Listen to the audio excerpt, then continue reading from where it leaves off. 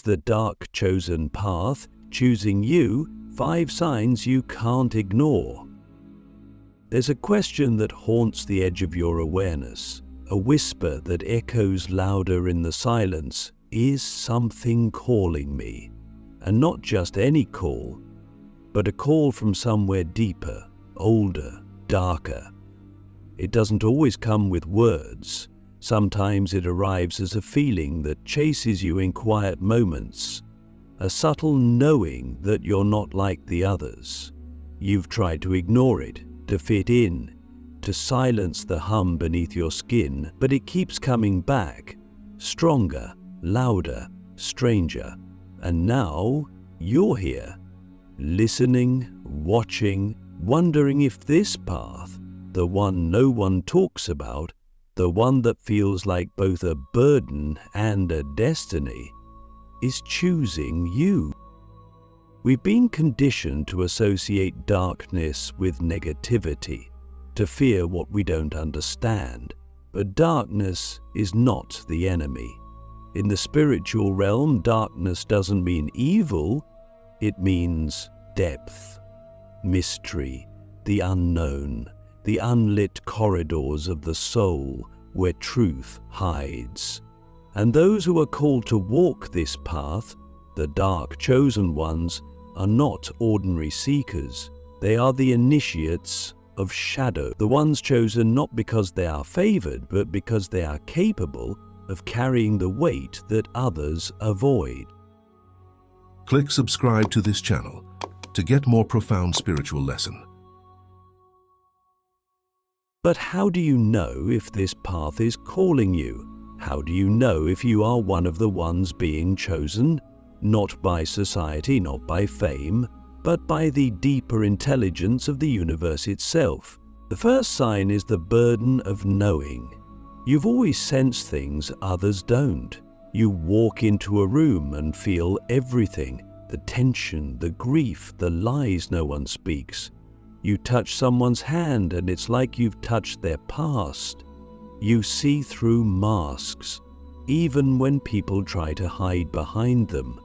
And this isn't something you chose. It's something that chose you. You felt it since childhood, like your soul was born old. Like you've been carrying wisdom that didn't come from books or teachers, but the weight of that knowing, it's exhausting, because you can't turn it off. And for a long time, you probably wished you could. But what if the reason you feel so much is because you're meant to transmute it? What if your sensitivity isn't a weakness, but a tool, an antenna tuned to the deeper frequencies of existence? The second sign is exile, physical, emotional, spiritual. You've never truly belonged. Even in a crowd, you feel alone. You try to connect, to be like everyone else, but there's always this invisible line between you and the world, like you're watching life through glass. You might have been the outcast, the black sheep, the one who couldn't quite follow the script. Maybe you were misunderstood, rejected, even feared. But exile is not punishment. It is preparation, initiation. The universe separates its chosen not to hurt them, but to refine them, to strip away distractions, to force them inward. Because only in the silence of solitude can you hear the voice of your true self. Only in the dark can you see the stars. The third sign is destruction, not by your own hand, but by divine orchestration. Things fall apart around you. Jobs, relationships, identities. Just when you think you've built something stable, it collapses. And each time you wonder, why me? But what if the chaos isn't random? What if it's sacred? What if your life is being cleared so that something ancient can rise through the rubble? The dark chosen path doesn't allow you to build on illusions. It demands truth. It demands rawness. It will burn away everything that isn't aligned with your soul's blueprint. And yes, it hurts. It's supposed to. Alchemy is never comfortable, but it's in the fire that the false burns away. The fourth sign is the appearance of synchronicity wrapped in shadow. You see repeating numbers, 1111, 333, 444, but they show up not when you're meditating or feeling high vibe, but when you're breaking down, when you're crying on the bathroom floor, when you feel like giving up. And that's the point. The signs come in the dark to remind you that the dark is not the end, it's the beginning. The breadcrumbs of the divine don't only appear in the light, they're scattered across the night, waiting for those with the courage to walk blind. Have you noticed how the deeper you fall, the more profound your realizations become? That's not coincidence, that's design. The path reveals itself only to those willing to surrender. And the fifth sign, the most terrifying and liberating of all, is the mirror. Life keeps reflecting back to you the very parts of yourself you're trying to avoid.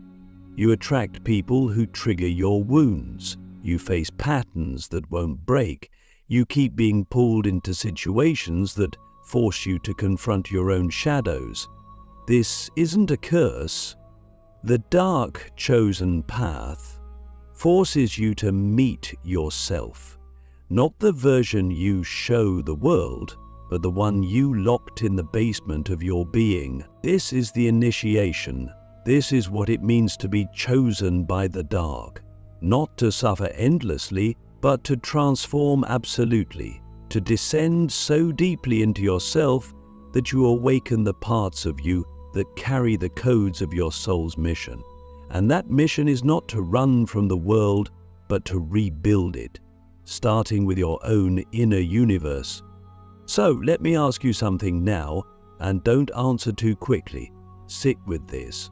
Feel it. What if the very things you thought disqualified you from being powerful were actually the signs that you were born to lead in a way the world has never seen? If you felt that ancient ache, that pull, that unexplainable knowing, then maybe, just maybe, the path hasn't only been calling you. Maybe it's already chosen you.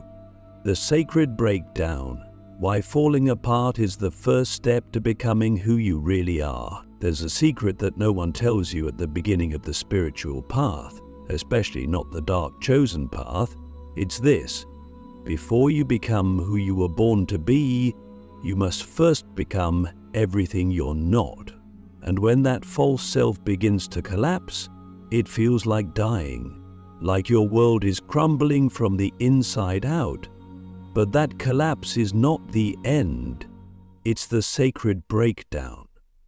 The dismantling of the ego, the illusions, the masks you were taught to wear. And it's not a punishment, it's a profound initiation. Maybe you're in it right now, maybe nothing makes sense anymore. The things that used to excite you now feel hollow. The people you once trusted feel distant.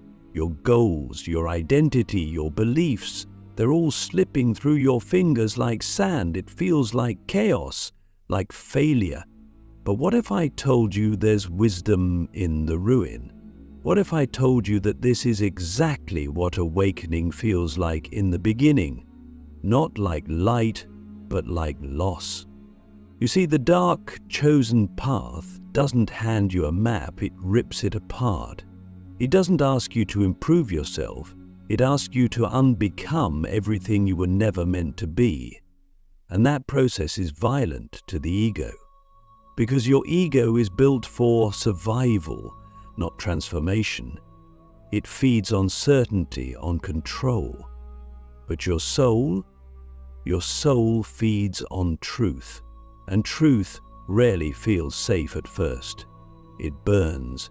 It exposes, it dissolves everything that was built on fear. That's why the breakdown feels unbearable, because it's not just your outer world falling apart. It's your inner architecture, the very identity you've been clinging to, and still you must let it fall. Let it all fall. Because what's on the other side is not a better version of who you were, it's the real you, the one who never needed fixing, only revealing. But you can't meet that version of yourself while you're still hiding behind the pieces of who you thought you had to be. This is why so many people turn back, why they numb themselves, distract themselves, return to the safety of the known, because the sacred breakdown doesn't come with a guarantee. It doesn't promise quick comfort, it doesn't promise applause, it only promises one thing: truth. And truth is not always beautiful. Sometimes it's brutal.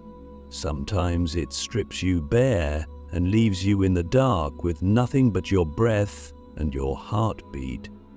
But in that space, something ancient awakens, a knowing, a light that doesn't come from the sun, but from the core of your being. Have you ever had a moment where you were so broken, so emptied, that you suddenly felt free? Like all the things you thought mattered didn't matter anymore. That's not depression. That's dissolution. That's your soul reclaiming space, and in that space there's power. A power that doesn't need to be seen to be real. A power that doesn't shout but radiates. But here's the paradox. You have to let yourself fall apart in order to rise. You have to stop resisting the unraveling and surrender to it, because what you're losing was never truly yours. It was borrowed, it was programmed, it was placed on you like armor, and now the armor is cracking, not because you're weak, but because you're finally strong enough to live without it. So let me ask you something. What are you still holding on to that's already trying to fall away? Is it an identity, a relationship, a belief about yourself that was never true? What would happen if you stopped clinging and let the wave take you? What would happen if you trusted that the breakdown is a sacred design, not a spiritual failure? This is the path of the dark initiates, the ones who don't just talk about transformation, they live it, they embody it, they let themselves burn so they can rise not as the person the world wanted them to be, but as the soul they were born to express.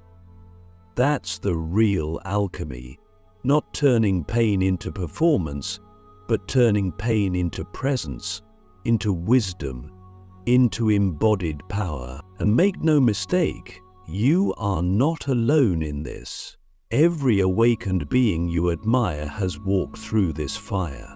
Every mystic, every healer, every guide has had to surrender to the breakdown, because the soul doesn't rise through comfort, it rises through courage, through the willingness to trust the dark. So if you're in the midst of your breakdown right now, I want you to hear this clearly. You are not broken. You are breaking open.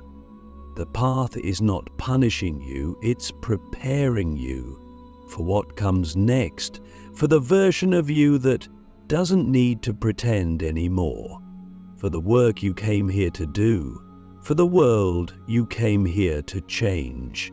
The sacred breakdown is not the end of your story, it's the threshold. And the question is no longer, will I survive this? It's, who will I become because of it? The soul weapon, how your deepest wound becomes your greatest spiritual power. There's a moment after the breakdown when something strange happens. You're still raw, still uncertain, but somewhere in the silence, a new kind of energy begins to rise.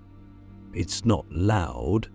It doesn't come with fireworks. It's subtle, almost like a whisper inside your bones. A sense that what you thought had destroyed you actually transformed you. And in that moment, if you're paying attention, you'll realize something that most people never dare to discover.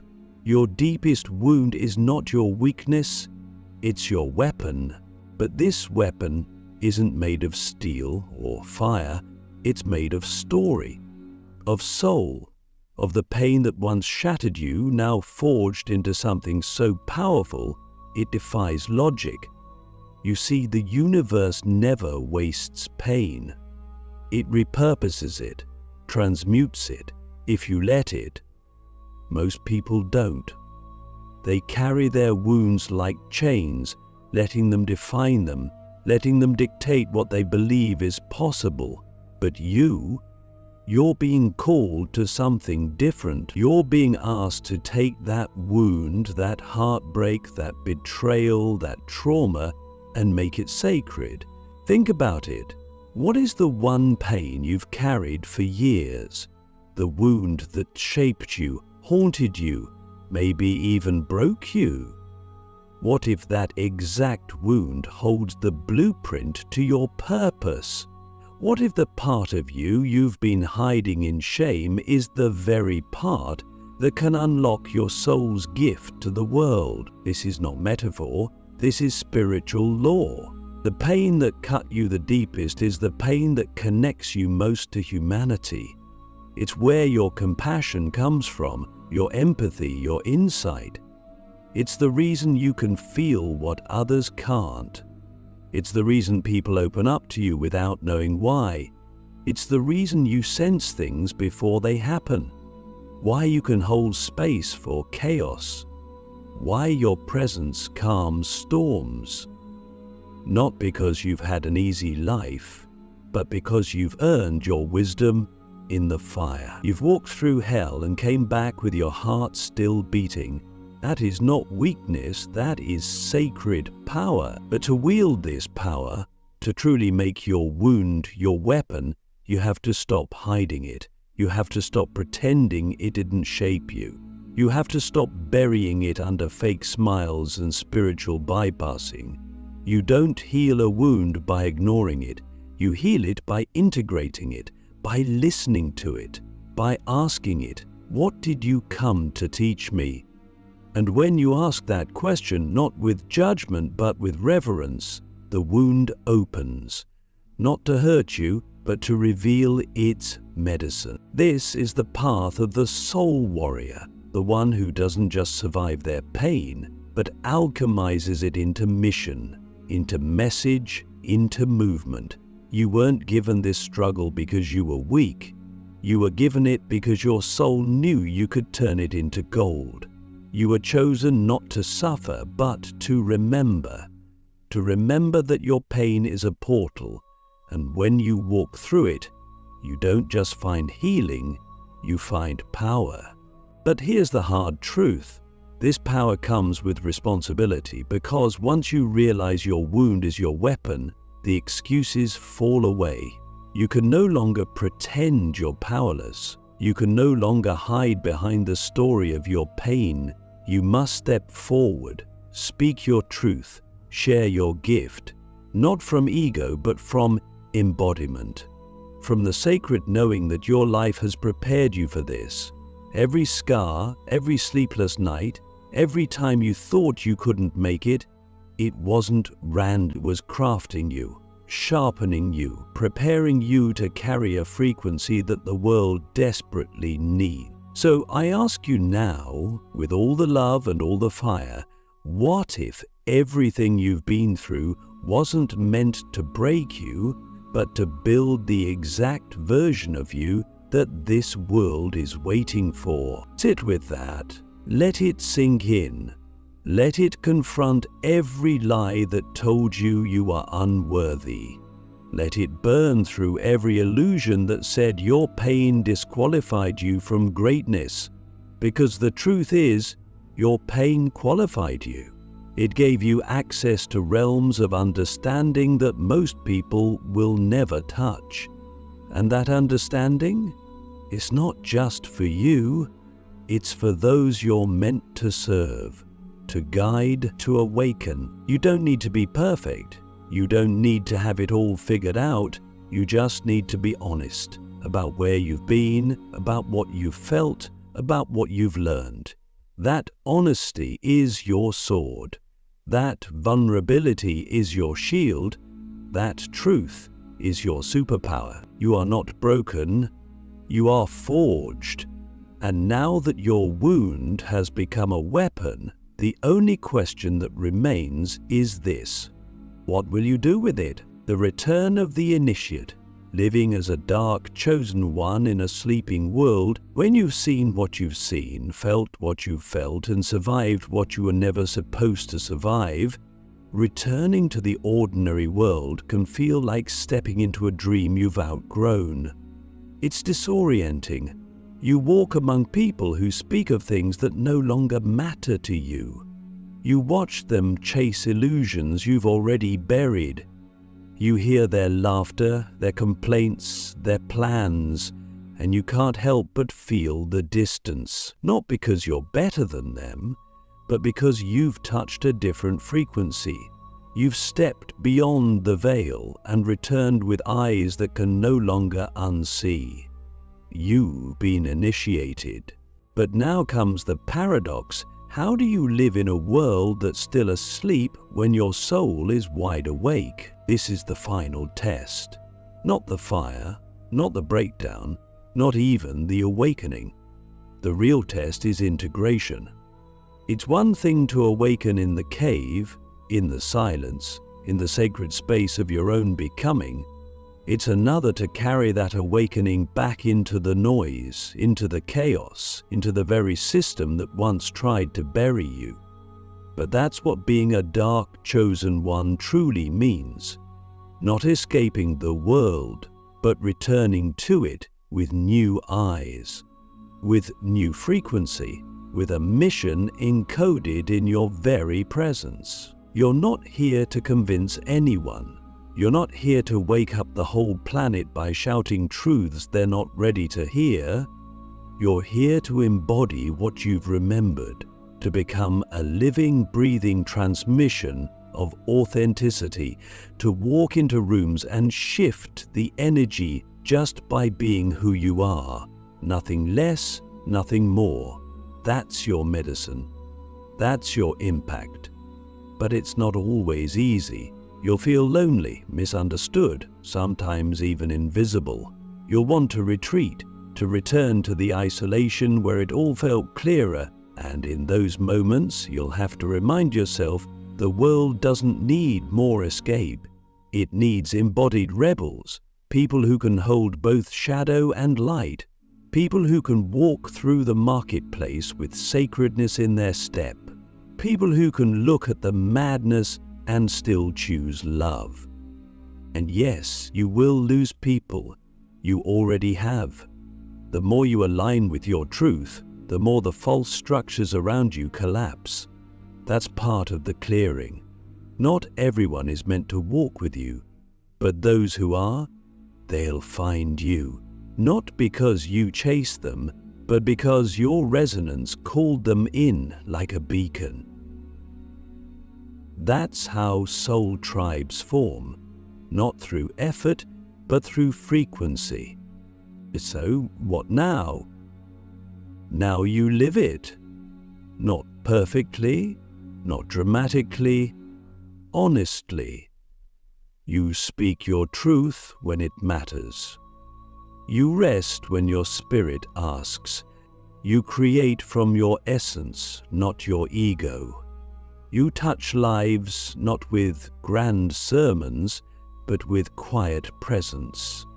You let your life be the altar, your body the temple, your heart the guide. And every time you're tempted to return to sleep, to din for comfort, to shrink for safety, remember this. You were chosen for the dark not because the light rejected you, but because you were born to bring the light into the dark. The world doesn't need who you were, it needs who you became. Now go live like it,